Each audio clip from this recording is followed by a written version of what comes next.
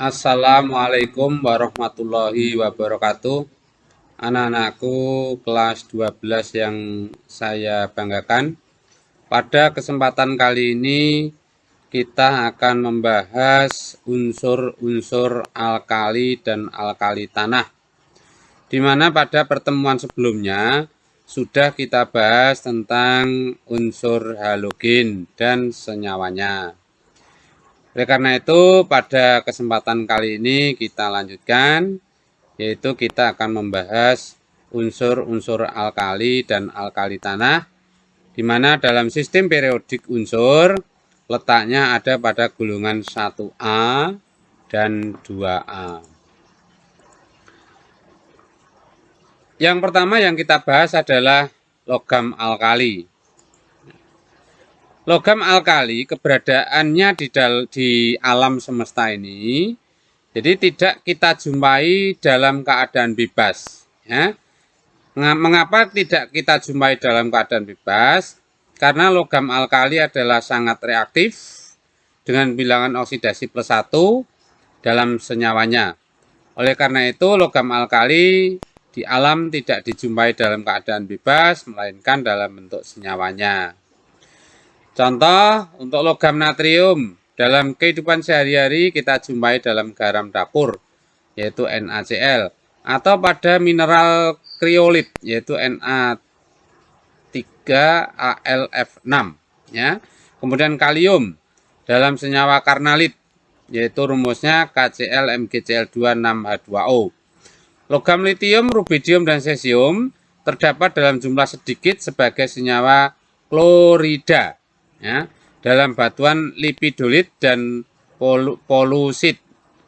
Ion natrium dan kalium dalam tubuh manusia sebagai zat elektrolit yang penting dalam metabolisme sel.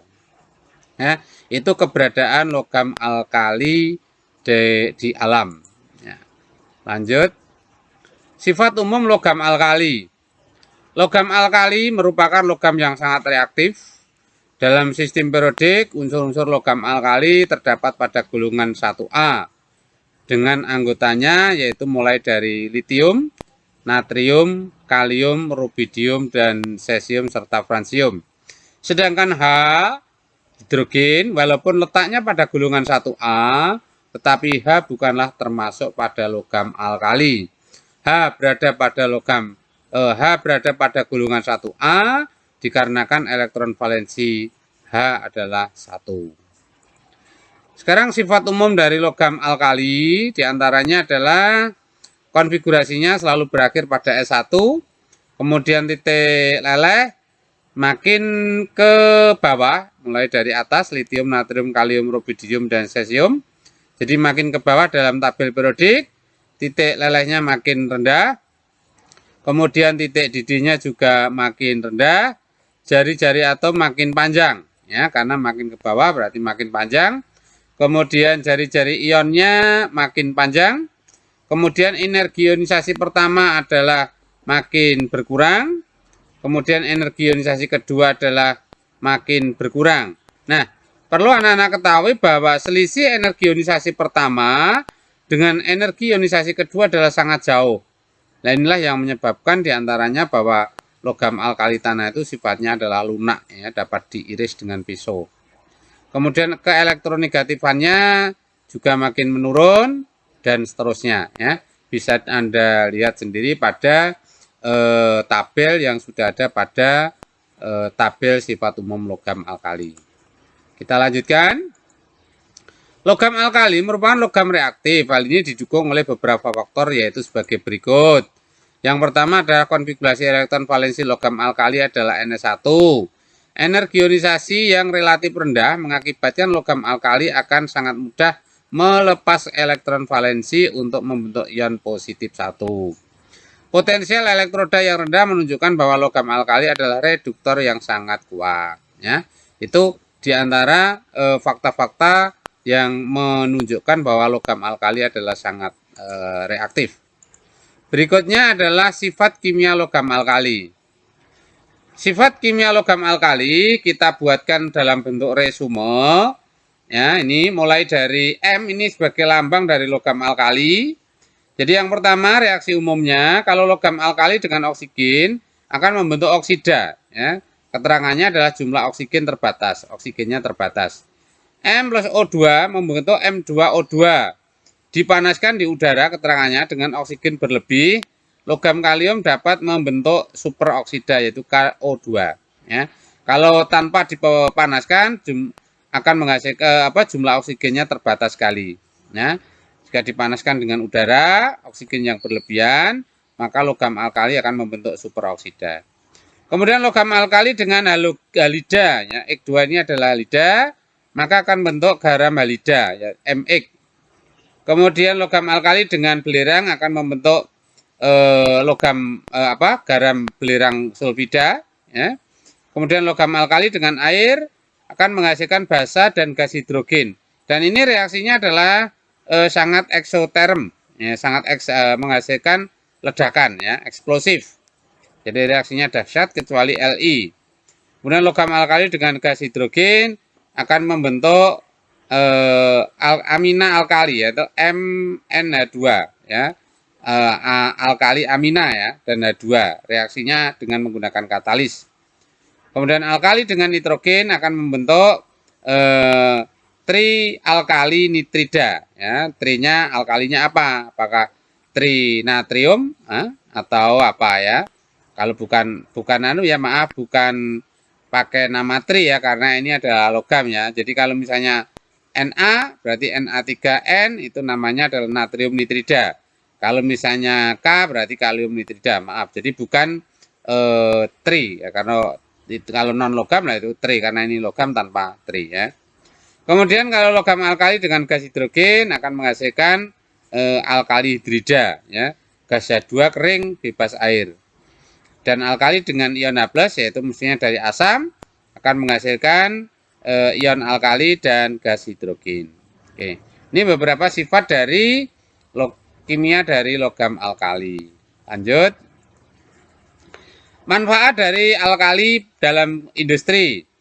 Yang pertama, bahwa oksidanya kalium dapat membentuk superoksida. Jadi oksida kalium itu akan membentuk superoksida. Superoksida digunakan sebagai zat penghasil oksigen pada tabung penyelam karena dapat terurai menghasilkan oksigen. Serta K2O yang dapat menyerap CO2 dari udara pernapasan. Hidroksida, natrium hidroksida atau yang dikenal dengan soda kaustik dimanfaatkan dalam berbagai industri, diantaranya seperti pengendalian keasaman atau pH, kemudian produksi bubur kertas, mengatasi pipa limbah dan yang tersumbat dan lain-lain. Halida, ini kalium halida digunakan untuk pupuk kalium, ya, atau yang dikenal dengan pupuk kalium klorida, ya, pupuk KCl. Kemudian karbonat, yaitu natrium karbonat atau yang dikenal dengan soda, ya, digunakan sebagai bahan baku untuk pembuatan kaca atau gelas. Sulfat, diantaranya natrium sulfat kering, disebut dengan garam Glauber, ya, dan sebagainya. Ini bisa Anda baca sendiri untuk pemanfaatan logam alkali pada industri. Berikutnya, natrium diproduksi secara besar-besaran dengan menggunakan proses Down, ya. Proses ini dilakukan dengan elektrolisis lelehan NaCl yang dicampur dengan CaCl2, di mana penambahan CaCl2 fungsinya adalah untuk menurunkan titik leleh dari NaCl itu sendiri. Ya. Gambar untuk pengolahan natrium adalah semacam ini. Reaksinya adalah seperti ini yang sudah dijelaskan di materi elektrolisis. Ya, jadi NaCl tadian menghasilkan Na plus Cl-. Kemudian di anoda Cl- akan mengalami oksidasi menghasilkan Cl2, kemudian di katoda Na akan mengalami reduksi menghasilkan Na, sehingga akhirnya akan dihasilkan logam Na. Ini pembuatan logam natrium yang dikenal dengan proses Down. Logam alkali tanah. Keberadaan logam alkali tanah di alam, ya. Logam alkali tanah kereaktifannya sedikit di bawah logam alkali dengan bilog plus 2. Sehingga di alam tidak dijumpai dalam keadaan unsur bebas, melainkan dalam bentuk senyawanya atau mineralnya. Contoh, Berilium ini terdapat pada biji beril, ya. Be3Al2SiO3 6 kali. Manesium terdapat pada mineral manesit, yaitu MgCO3, dolomit CaCO3 MgCO3, asbestos atau asbes, ya, CaMg3SiO3 4 kali. Kalsium terdapat dalam mineral dolomit, yaitu CaCO3 MgCO3, Gib CaSO4 22O, ya. Kalsium fosfat Ca3PO4 2 kali.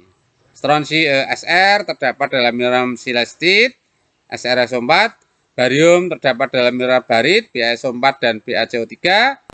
Ra merupakan unsur radioaktif di alam. Nah, ini terdapatnya logam alkali tanah di alam. Berikutnya sifat umum dari logam alkali tanah. Bahwa logam alkali tanah banyak tersebar di air laut dan mineral batuan dalam bentuk senyawa dengan bilangan oksidasi +2. Logam alkali tanah dalam sistem periodik terletak pada golongan 2A, terdiri dari Be, Mg, Ca, Sr, Ba, dan Ra. Ya, beli mangga, cari sirsat, bawa rambutan. Sifat umum daripada logam alkali, titik lelehnya dari berilium ke Ba makin turun, titik didihnya juga makin turun, jari-jari atomnya makin naik, kemudian jari-jari ion makin naik, energi ionisasi makin turun, karena jari-jarinya makin panjang. Kemudian energi ionisasi kedua makin turun, keelektronegatifannya juga makin turun, dan massa jenis juga bisa makin turun. Ini beberapa sifat dari logam alkali tanah, ya, sifat umumnya. Berikutnya adalah beberapa hal yang dapat dijelaskan dari sifat umum logam alkali tanah adalah yang pertama, semua sifat logam alkali tanah mempunyai kecenderungan yang teratur dari Be ke Ba. Ya. Kemudian konfigurasi elektronnya menunjukkan bahwa logam alkali tanah mempunyai elektron valensi Ns2. Meskipun energi ionisasi tinggi karena energi hidrasi ion M2+, logam alkali tanah lebih besar daripada energi hidrasi ion M+ logam alkali. Jari-jari atomnya yang kecil dan muatan intinya yang lebih besar. Ini beberapa fakta yang menjelaskan sifat umum dari logam alkali tanah. Sifat kimia logam alkali tanah. Nah, sifat logam alkali tanah sebenarnya tidak jauh berbeda dengan sifat logam alkali. Ya.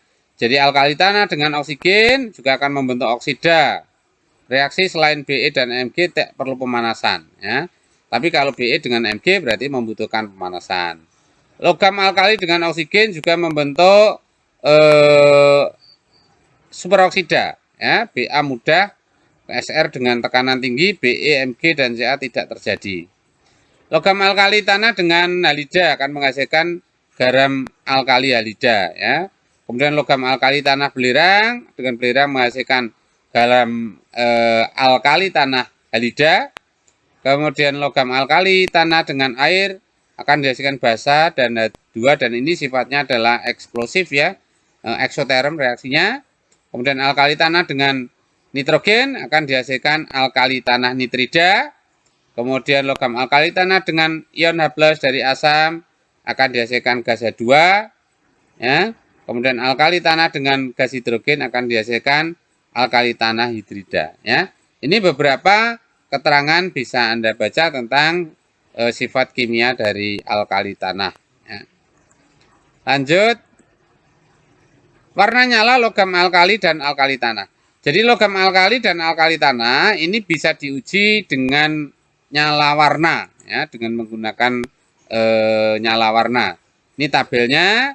Jadi litium itu warnanya merah, natrium kuning, kalium ungu, rubidium merah, cesium biru. Kalau yang 2A atau yang alkali tanah, berilitium putih, manesium putih, kalsium jingga merah, stronsium merah, barium hijau. Nah, karena logam-logam alkali tanah itu menghasilkan nyala warna yang sangat bagus, maka biasanya logam-logam alkali dan alkali tanah ini banyak digunakan pada kembang api, ya, pembuatan kembang api. Ya. Di sini ada keterangan bahwa warna merah pada litium, rubidium, dan stronsium walaupun sama-sama merah, tetapi panjang gelombangnya berbeda. Ini untuk nyala warna logam alkali maupun alkali tanah. Pemanfaatan alkali tanah pada industri. Tembaga beril dengan komposisi berilium dan tembaga digunakan pada pembuatan per, roda gigi, dan kabel listrik. Ini gambarnya ya, ini roda gigi. Kemudian magnesium hidroksida karena sifatnya yang antasid, ini biasanya digunakan sebagai obat mah. Kemudian kalsium sulfat anhidrat ini dipakai untuk GIP ya, untuk mereka yang kena mengalami patah tulang, itu kan biasanya di GIP. Nah, itu yang dipakai untuk mengegip itu adalah kalsium sulfat anhidrat. Senyawa logam alkali tanah. Yang pertama adalah oksida dan hidroksida alkali tanah. Semua oksida logam alkali tanah dapat membentuk hidroksida yang bersifat basa dalam air, kecuali berilium hidroksida karena bersifat amfoter. Amfoter itu artinya bisa bersifat asam, bisa bersifat basa. Contoh, CaO plus H2O akan dihasilkan CaO2 kali, jadi akan menghasilkan sifatnya yang basa. Kelarutan hidroksida alkali tanah dari Mg ke Ba makin besar.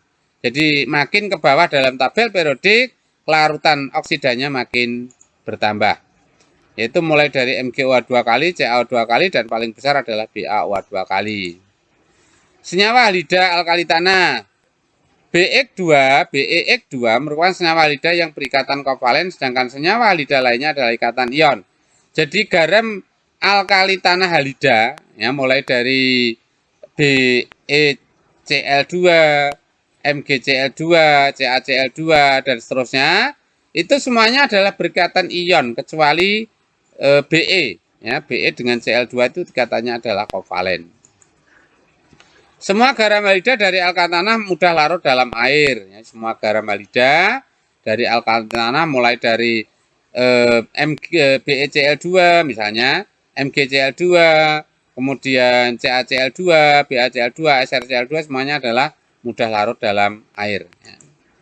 Kelarutan senyawa alkali tanah. Garam-garam sulfat, kromat, oksalat, dan karbonat dari alkali tanah umumnya sukar larut dalam air. Ya. Garam-garam sulfat, kromat, oksalat, dan karbonat umumnya adalah sukar larut dalam air. Ya. Itu sifat daripada senyawa logam alkali tanah. Berikutnya, pemisahan dan kegunaan logam alkali tanah. Berilium. Be diperoleh dari reduksi BeCl2 dengan logam Ca atau Mg. Reaksinya BeCl2 plus Ca akan dihasilkan Be plus CaCl2. Be digunakan sebagai logam paduan dengan tembaga untuk membuat pegas yang tahan karat. Itu kegunaan dari berilium. Manesium. Logam manesium dibuat melalui elektrolisis leburan MgCl2 dicampur dengan CaCl2 dan NaCl2 yang gunanya adalah untuk menurunkan titik lebur dari MgCl2. Logam Mg digunakan sebagai paduan magnesium, yaitu campuran 90% manesium, 10% aluminium, dan tembaga yang digunakan sebagai sasis pesawat terbang. Ya. Sasisnya pesawat terbang itu adalah paduan logam yang dikenal dengan magnesium. Logam Mg menghasilkan nyala yang sangat terang jika dibakar, sehingga digunakan sebagai lampu kilat pada fotografi. Nah, nyala dari logam magnesium itu kalau pas lebaran itu biasanya anak-anak kecil kan menyalakan itu ya, kembang api tetes itulah. Kembang api tetes itu adalah bahan bakunya adalah magnesium yang nyalanya sangat terang sekali. Ya. Itu adalah logam nyala warna dari logam magnesium. Jadi menghasilkan nyala warna yang sangat terang sekali. Magnesium sulfat yang dikenal dengan garam Inggris digunakan sebagai pencahar. Pencahar itu urus-urus, atau kalau orang desa mengatakan adalah garam bleng, ya. Garam bleng yang biasanya dipakai untuk membuat kerupuk dari nasi itu. Itu adalah menggunakan garam Inggris yang kalau dalam bidang kesehatan digunakan sebagai pencahar atau urus-urus yang tujuannya adalah untuk mengeluarkan isi kotoran yang ada di dalam lambung bagi penderita yang akan mengalami operasi dalam. Biasanya diminumi urus-urus dulu. Urus-urus itu adalah garam Inggris ya. Kalau dalam kehidupan sehari-hari biasanya dikenal dengan garam bleng atau garam yang warnanya kuning gitu ya. Kemudian MgOH 2 kali digunakan sebagai obat MAH karena mempunyai sifat antasida. Berikutnya kalsium, strontium, dan barium dibuat dalam jumlah sedikit melalui reduksi halidanya dengan logam Na. Contohnya CaCl2 dengan logam Na dihasilkan Ca plus NaCl. Logam Ca banyak digunakan dalam bentuk senyawanya seperti CaO yang digunakan sebagai bahan bangunan. CaO itu kalau orang awam mengatakan gamping ya, gamping yang biasanya atau kawur yang biasanya dicampur dengan pasir dan semen untuk membuat bangunan-bangunan rumah itu ya, CaO, kalsium oksida atau kapur tohor atau gamping. CaOH 2 kali merupakan basa kuat yang digunakan di industri untuk menetralkan keasaman, misalnya menetralkan keasaman tanah atau limbah. CaSO4 22O dikenal dengan sebagai GIP ya. GIP yang dipakai untuk patah tulang atau yang dipakai untuk membuat sudut-sudut plafon gitu ya. Tuh. CaC2 yaitu kalsium karbida. Dikenal dengan karbid, dapat digunakan untuk membuat gas asetilin atau yang dikenal dengan gas karbid yang digunakan untuk pengelasan. Reaksinya adalah karbid ditambah dengan air, maka akan dihasilkan basa CaOH 2 kali dan dihasilkan gas C22 yang dikenal dengan gas asetilin atau gas etuna. Senyawa barium yang banyak digunakan adalah barium sulfat, yaitu digunakan untuk bahan pemutih cat ya, pewarna putih pada cat itu adalah barium sulfat.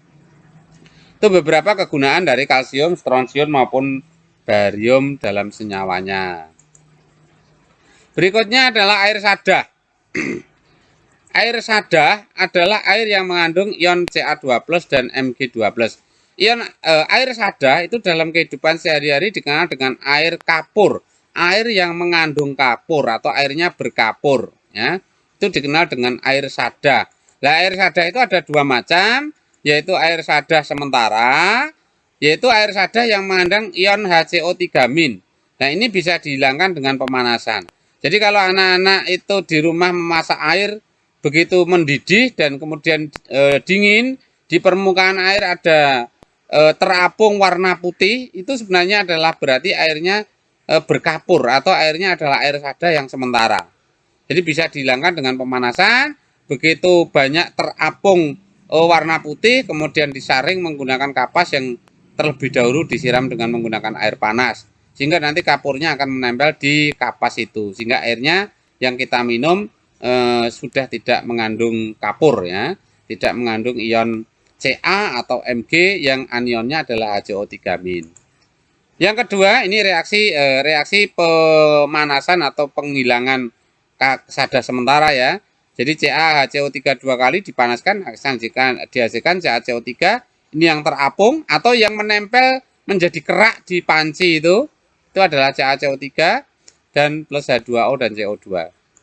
Yang kedua air sadah tetap, yaitu air sadah yang mengandung ion Cl- atau SO4 2-. Jadi kalau air itu mengandung CaCl2 atau MgCl2 atau CaSO4 atau MgSO4 itu berarti airnya adalah air sadah tetap. Nah, air sadah tetap tidak bisa dihilangkan dengan pemanasan. Jadi air sadah tetap tidak dapat dihilangkan dengan pemanasan melainkan dengan cara menambahkan garam natrium karbonat atau soda. Ini reaksinya, kalau misalnya air itu mengandung MgCl2 ditambahkan dengan natrium karbonat Na2CO3 maka akan dihasilkan MgCO3 dan NaCl. MgCO3-nya ini akan mengendap, akan menempel di panci ya, kemudian mengandung garam NaCl yang berupa larutan. Kerugian dari penggunaan air sadah adalah yang pertama, sabun sukar berbuih dalam air sadah. Jadi kalau kita mencuci dengan menggunakan air sadah, ini bersihnya cukup lama karena apa? Buih yang dihasilkan sedikit. Jika sering mengkonsumsi air sadah, maka akan menimbulkan penyakit kencing batu atau batu ginjal. Ya. Ini kerugian dari air yang sifatnya sadah. Nah, yang sangat sulit dihilangkan itu tadi adalah kalau yang sadahnya adalah sadah tetap. Nah, ini tidak bisa dihilangkan dengan pemanasan ya. Makanya kadang-kadang ada orang yang airnya selalu dimasak tetapi kok masih menderita kencing batu atau batu ginjal. Itu jelas airnya adalah bersifat sada atau yang dikenal dengan air yang mengandung kapur ya. Demikianlah anak-anakku semuanya untuk materi pembelajaran alkali dan alkali tanah. Semoga bermanfaat dan jangan lupa untuk tetap di like dan di subscribe. Billahi taufik wal hidayah. Assalamualaikum warahmatullahi wabarakatuh.